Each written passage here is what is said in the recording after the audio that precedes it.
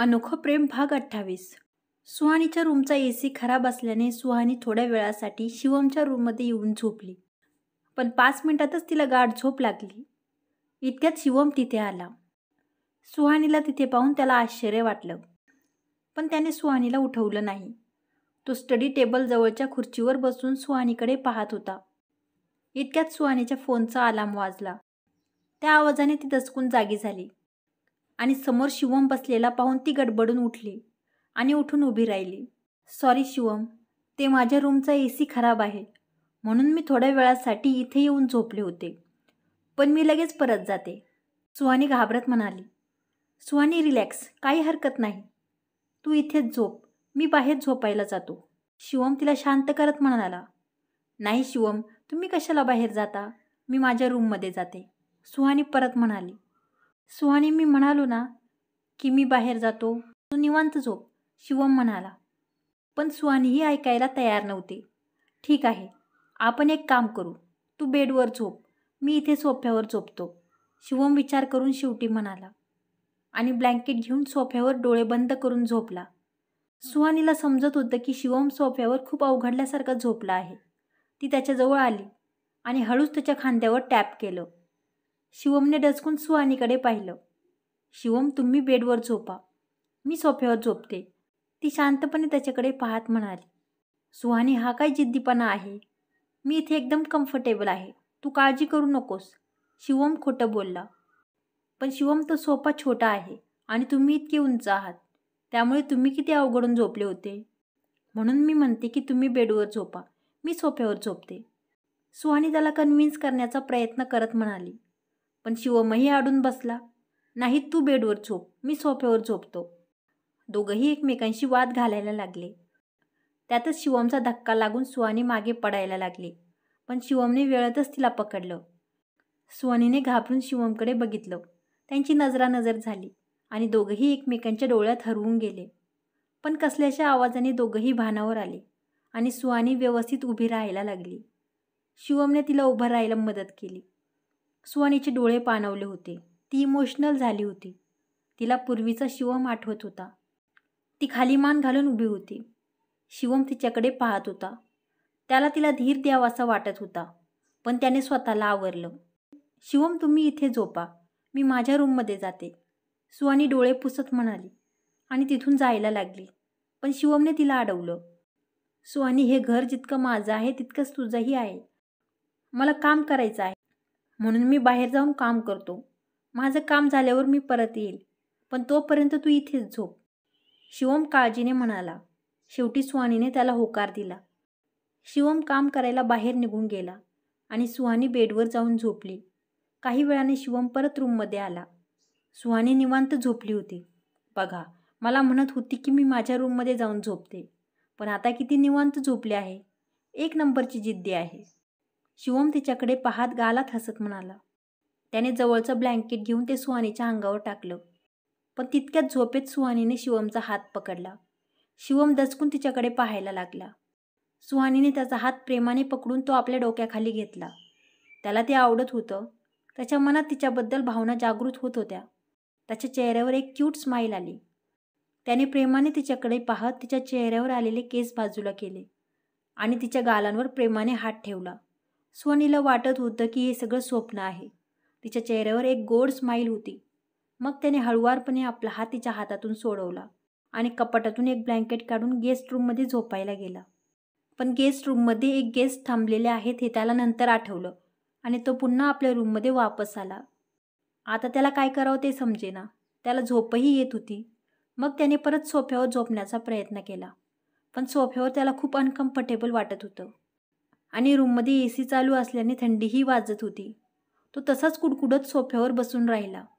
त्याला डुलक्या येत होत्या. त्याने सुहानीकडे पाहिलं. ती खूप गाढ झोपलेली होती. तिच्याकडे पाहून तो समाधानाने हसला आणि सोफ्यावर कसाबसा ॲडजस्ट करून झोपला. पहाटे पहाटे सुहानीला अचानक जाग आली. तिने बघितलं की शिवम थंडीने कुडकुडत खूप अवघडून सोफ्यावर झोपला होता. ती पटकन उठली आणि शिवम जवळ आली. तिने पटकन एसीचं तापमान वाढवलं आणि आपलं ब्लँकेट घेऊन त्याच्या अंगावर टाकलं. त्याच्या समोर बसत तिने काळजीने त्याच्या चेहऱ्यावरून हात फिरवला. त्याच्याकडे पाहून ती पुन्हा एकदा इमोशनल झाली आणि तिच्या डोळ्यात पाणी आलं. ती पटकन उठून उभी राहिली आणि रूममधून बाहेर गेली. पण उठताना तिच्या डोळ्यात आलेलं पाणी त्याच्या गालावर पडलं आणि त्यामुळे शिवमला जाग आली. त्याने गालावरचं पाणी पुसलं आणि आपल्या अंगावरचं ब्लँकेट पाहून त्याला आश्चर्य वाटलं. त्याने बेडकडे पाहिलं तर सुहानी तिथे नव्हती. त्याला समजलं की सुहानी कदाचित रडत होती. त्याला तिची काळजी वाटायला लागली. तो उठून बसला आणि ब्लँकेट बाजूला करून बाहेर गेला. पण सुहानी आपल्या रूममध्ये निघून गेली होती. त्यामुळे तो परत वापस आला. तोपर्यंत सकाळ झाली होती. त्यामुळे तो तयार व्हायला गेला. शिवम तयार झाला. पण त्याच्या गालावर पडलेले सुहानीचे अश्रू त्याला बेचैन करत होते. तिचा त्रास आता त्याला बघवत नव्हता. काही दोष नसताना तिला हे सगळं सहन करावं लागत होतं. त्याला आता तिचा उदास चेहरा पाहून बेचैनी व्हायला लागली होती. तिच्या चेहऱ्यावर हसू येण्यासाठी तो प्रयत्न करायला लागला होता. त्याने ठरवलं की सुहानीला सांगायचं की त्याला हळूहळू काही गोष्टी आठवायला लागल्या आहेत. त्यामुळे सुहानीला बरं वाटेल. म्हणून तो ऑफिसला जाण्याआधी सुहानीच्या रूमकडे आला. त्याने आपल्या बगीच्यातून एक गुलाबाचं फूल तोडून आणलं होतं. सुहानी आपल्या कामात बिझी होती. शिवमला अचानक समोर पाहून ती दचकली. मग सावरून तिने आश्चर्याने शिवमकडे पाहिलं. शिवम, मला वाटलं तुम्ही ऑफिसला गेले, पण तुम्ही तर इथेच आहात, ती म्हणाली. हो, मी आता निघालोच होतो, पण त्याआधी मला तुझ्याशी थोडं बोलायचं आहे. ते ऐकून सुहानी थोडी गंभीर झाली. शिवम, काय झालं? माझ्याकडून परत काही चुकलंय का? ती टेन्शनमध्ये म्हणाली. नाही नाही, रिलॅक्स, असं काही नाही. मला तर तुला हे द्यायचं होतं, म्हणत त्याने ते लपवलेलं गुलाबाचं फूल तिच्यासमोर केलं. ते पाहून सुहानी शॉक झाली. ती अवाक होऊन त्याच्याकडे पाहायला लागली आणि हळूच ते गुलाबाचं फूल स्वीकारलं. Suhani, I am sorry. माझ्यामुळे तुला खूप काही सहन करावं लागत आहे. पण सुहानी, आता लवकरच सगळं काही ठीक होईल. आपल्या दोघांच्या आयुष्यातील सगळे सुंदर क्षण मी विसरलो आहे. पण सुहानी, मला हळूहळू सगळं आठवायला लागलं आहे. ते ऐकून सुहानी इमोशनल होऊन त्याच्याकडे पाहायला लागली. खरंच? शिवम, खरंच तुम्हाला आठवायला लागलं आहे? तिने अविश्वासाने विचारलं. हो सुहानी, सगळं नाही, पण काही गोष्टी आठवल्या आहेत. आपल्या पहिल्या करवा चौथचे क्षण, आपला पहिला डान्स, मी तुला दिलेला त्रास. तो खाली बघत म्हणाला. ते ऐकून सुहानीच्या डोळ्यात आनंदाश्रू आले. तिला काय बोलावं ते समजेना. आनंदाने तिने शिवमला मिठी मारली. आधी शिवम शॉक झाला. मग त्याने तिच्या केसांवरून हात फिरवत तिला आधार दिला. भानावर येत सुहानी बाजूला झाली. शिवम, तुम्ही मला खूप आनंदाची बातमी दिली आहे. देवाला खूप खूप धन्यवाद. आता सगळं काही ठीक होईल, सुहानी आनंदाने म्हणाली. Suhani, I am sorry.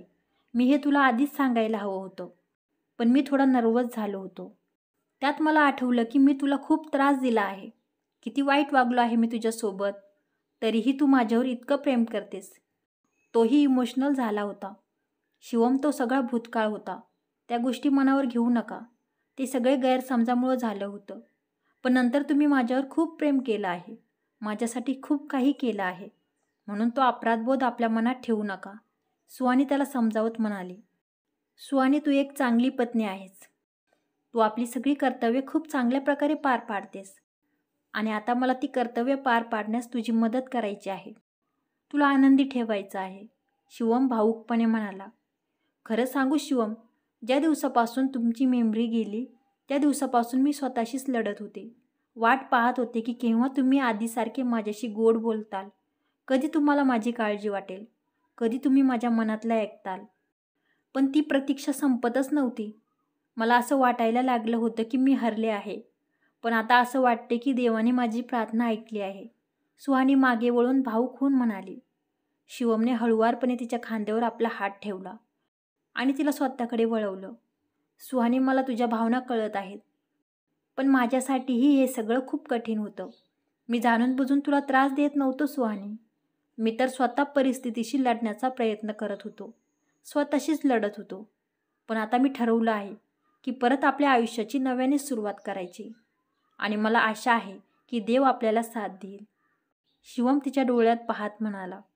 ते ऐकून सुहानीचे डोळे भरून आले. तिने आनंदाने होकारार्थी मान हलवली. पण सुहानी, ही परिस्थिती बदलायला थोडा वेळ लागेल. मला या सगळ्या गोष्टी आठवायला आणि त्यांना समजून घ्यायला थोडा वेळ लागेल, शिवम म्हणाला. तुम्ही त्याची काळजी नका करू शिवम. मी आपलं सगळं आयुष्य तुमच्या नावे केलं आहे. मी संपूर्ण आयुष्य तुमचा द्वेष सहन करायला तयार होते. पण आता तर आशेचा किरण दिसायला लागला आहे. आणि तुम्ही बघा, लवकरच सगळं काही ठीक होईल, सुहानी आनंदाने म्हणाली. शिवमला तिच्या समजदारपणाचं कौतुक वाटत होतं. त्याने तिला सहमती दर्शवली. थँक्यू सुहाने, माझ्या आयुष्यात येण्यासाठी. थँक्यू, माझ्या जीवनात रंग भरण्यासाठी. मला अजूनही सगळं काही नाही आठवत, पण त्या ॲक्सिडेंटनंतर जितका वेळ आपण सोबत घालवला आहे तो खूप सुखद आहे. जीवनाने मला दुसरी संधी दिली आहे, नवीन सुरुवात करण्याची. सुहानी, मला माहीत नाही की सगळ्या आठवणी परत येतील की नाही, पण मी तुला प्रॉमिस करतो की आपण दोघं मिळून नवीन आठवणी बनवू. आणि तू बघ, काही वर्षानंतर या गोष्टी आठवून आपल्या दोघांनाही हसू येईल. शिवम प्रेमाने तिच्याकडे पाहत म्हणाला. सुहानीने त्याला सहमती दर्शवली. तिने त्याला एक फोटो अल्बम दाखवला, ज्यात त्यांचे खूप सारे फोटो होते. त्या फोटोंमध्ये ते प्रेमात आकंठ बुडालेले होते. शिवम बराच वेळ ते फोटो पाहत होता. त्याला आता सुहानीबद्दल जास्तच वाईट वाटत होतं. शिवम, मला हे फोटो तुम्हाला आधीच दाखवायचे होते, पण त्यावेळी तुम्ही मनाने तयार नव्हते. पण आता सगळं काही बदलत आहे. या फोटोंमधूनच कळतंय किती प्रेम करत होते तुम्ही माझ्यावर. खूप साऱ्या छान आठवणी आहेत आपल्या प्रेमाच्या. माझ्या तोंडातून निघालेला प्रत्येक शब्द तुमच्यासाठी खूप महत्त्वाचा होता. आणि ती गोष्ट तुम्ही जिद्दीने त्याच दिवशी पूर्ण करत होते. त्या आठवणीमुळे सुहानीच्या डोळ्यात पाणी आलं होतं. सुहानीच्या डोळ्यात अश्रू पाहणं आता शिवमसाठी अवघड झालं होतं. तो तिच्याजवळ आला आणि हळुवारपणे तिच्या डोळ्यांतील अश्रू त्याने पुसले. सुहानीने त्याच्याकडे पाहून स्माईल केली. शिवम खूप प्रेमाने तिच्याकडे पाहत होता. त्याने तिला शांत केलं आणि तो फोटो अल्बम स्वतःजवळ ठेवण्याची परवानगी मागितली.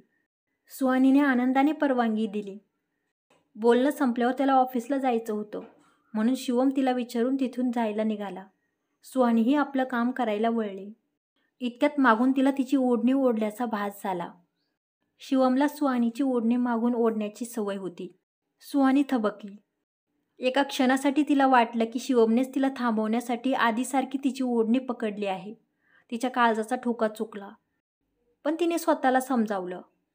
शिवमने आताच तिला सांगितलं होतं की सगळं ठीक व्हायला थोडा वेळ लागेल, त्यामुळे आता स्वप्न पाहण्याची गरज नाही, असं तिने स्वतःला समजावून सांगितलं.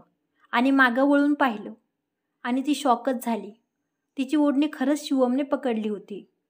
ते पाहून सुहानी इतकी इमोशनल झाली की ती आपल्या अश्रूंना आवरूच शकली नाही. ते बघून शिवम गडबडला. ते सुहानी, तुझी ओढणी अडकली होती. शिवम हळुवारपणे तिची ओढणी सोडत म्हणाला आणि बाहेर निघून गेला. सुहानीला हळूहळू तिचा शिवम परत मिळत होता. या गोष्टींमुळे तिला खूप समाधान वाटायला लागलं. तिने पुन्हा एकदा देवाचे आभार मानले. तिला नाचावंसं वाटत होतं. आपला आनंद कुणाला तरी सांगावासा वाटत होता. आई आणि बाबा घरी नव्हते, म्हणून ती दिशाच्या रूममध्ये गेली.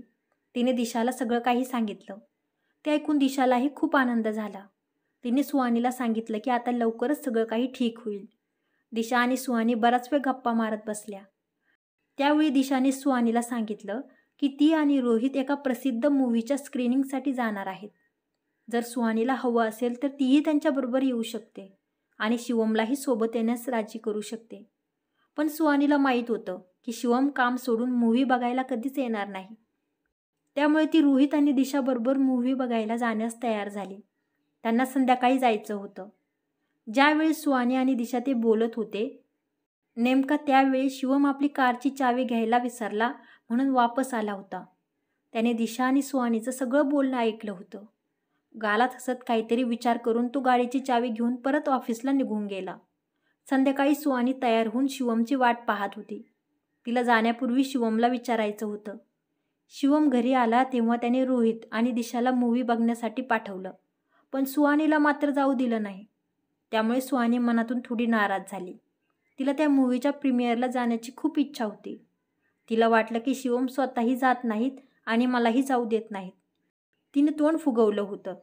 शिवमला तिच्याकडे पाहून हसायला येत होतं, पण त्याने स्वतःवर कंट्रोल ठेवला आणि सुहानीला आपल्याला ऑफिसचं काम करायचं आहे असं सांगून तिला स्टडी रूममध्ये घेऊन गेला.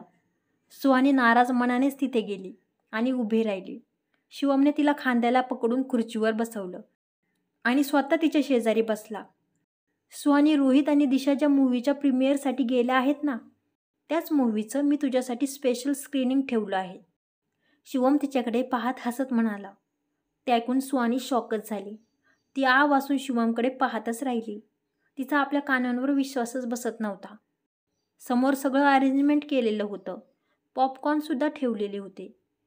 शिवम, ही तीच मूव्ही आहे ना जी रोहित आणि दिशा बघायला गेले आहेत? तुम्हाला माहीत होतं की मला ही मूव्ही बघायची आहे?